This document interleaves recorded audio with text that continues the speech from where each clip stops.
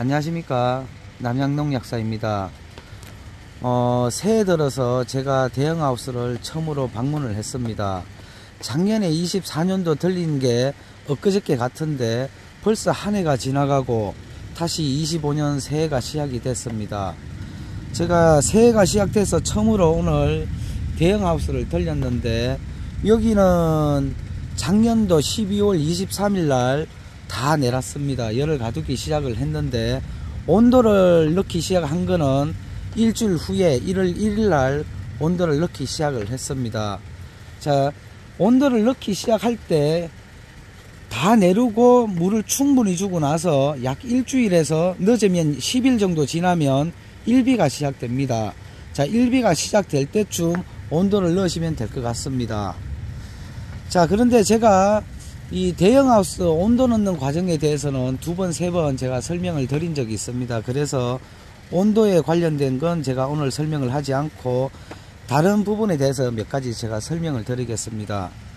자, 이 하우스는 작년도에 싹이 갓 쪽이나 중앙 쪽이나 비슷하게 싹이 고루 잘 올라왔습니다.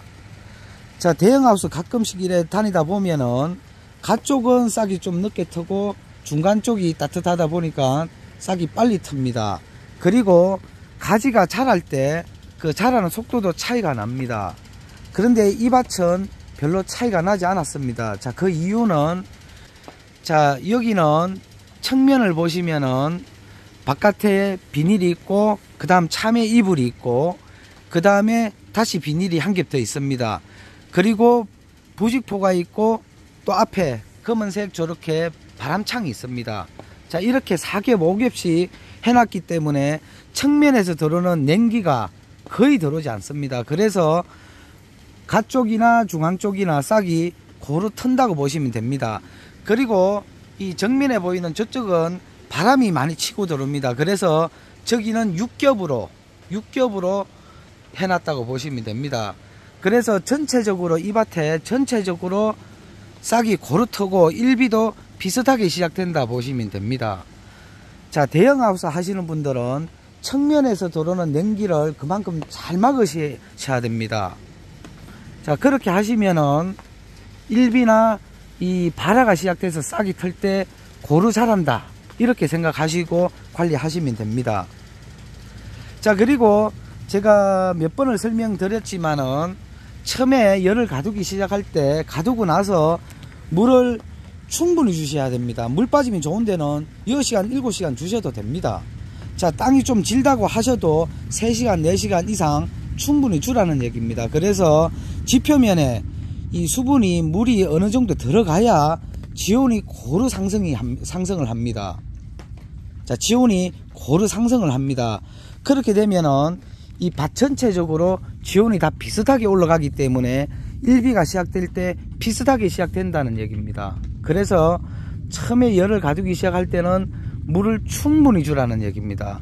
자, 그 이후로는 땅이 마르지 않고 섭이 유지될 정도, 자, 3일이나 5일이나 밭 조건에 따라서 일주일에 한 번씩이라도 이 섭이 좀 어느 정도 땅이 약간 마른다 싶을 때마다 이 스프링클러도 돌려주고 점적으로 물도 주고 해서 섭을 유지를 해야 됩니다. 그렇게 하시면은 낮에 이 지온이 올라가고 밤에는 그 습기에 의해서 온도가 떨어지지 않습니다. 그리고 그 습기에 의해서 이 눈이 마르지 않습니다. 자, 그렇게 관리를 하시면 됩니다. 자, 그리고 지금 여기는 비닐 커튼은 아직 벗기지 않았습니다. 지금 시간이 10시 반이 조금 넘었는데 아직까지 벗기지 않았습니다. 이제 서서히 벗겨 주시면 될 것 같습니다. 비닐에 이 때가 많이 껴서 빛이 좀 덜 들어오는 느낌이 들고 있습니다. 자, 그리고 커튼을 벗기고 비닐을 벗기고 그리고 커튼 닫기는 그 또 시간대가 있습니다. 요즘에 지금 1월달은 약 커튼이 벗겨지는 시간을 약 오전 9시 정도에 벗겨주게 해야 될 것 같습니다. 그렇게 하면은 빛이 하우스 안으로 잘 들어옵니다. 그렇기 때문에 커튼은 한 약 9시쯤에 벗겨주시고, 그리고 1시간 이후에 비닐 커튼을 벗겨주시면 될 것 같습니다.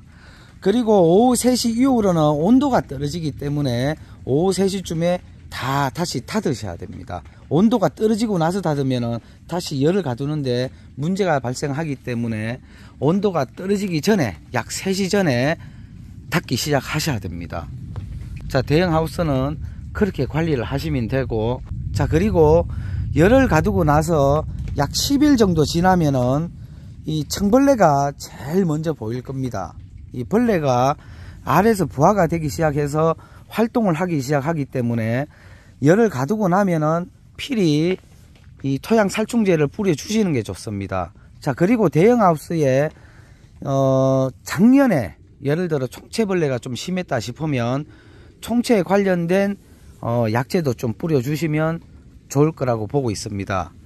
자, 토양 살충제로는 마샬이나 쌀지기, 자, 포도에 등록이 되어 있습니다. 포도에 등록이 되어 있기 때문에 마샬 아니면 쌀지기를 뿌려 주시면 됩니다.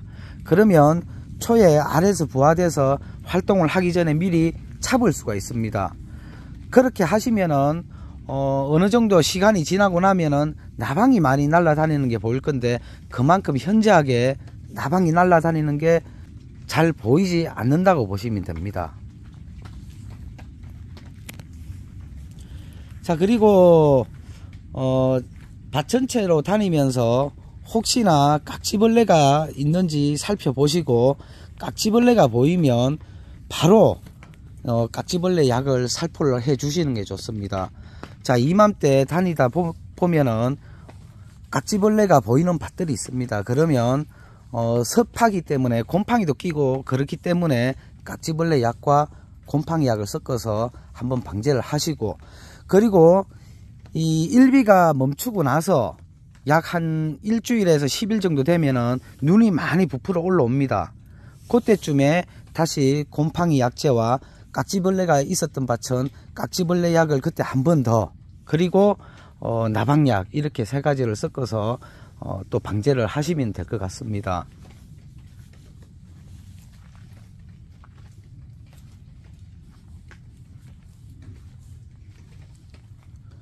자, 그리고 대형하우스는 특히나 노지보다 대형하우스는 싹이 나오고 나면은 물관리와 비료관리가 노지보다 또 더 중요합니다.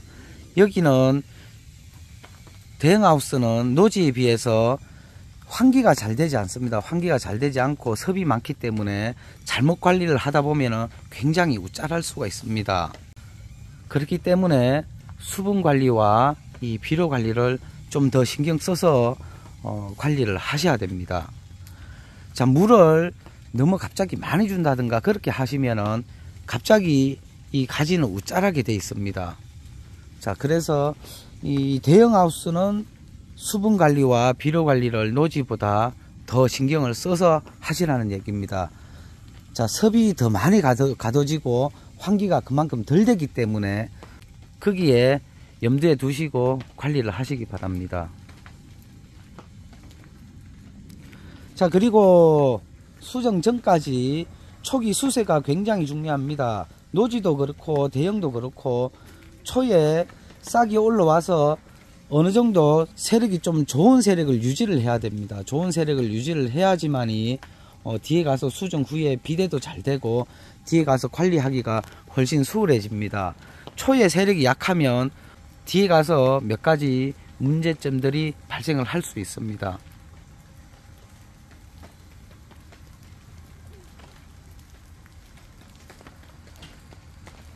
자, 그리고 온도 부분은 저마다 놓는 방식들이 좀 많이들 틀린데 앞전에 제가 두세 번 설명드렸던 그 온도 관리는 참조하시고 온도 관리를 하시면 될 것 같습니다. 자, 이제 비닐 커튼을 열고 있습니다. 자, 이걸 열고 나면은 빛이 하우스 안에 더 강하게 비친다고 보시면 됩니다. 자, 그럼 제가 또 다음에 시간이 되면은 대형 하우스를 한번 더 들려보도록 하겠습니다.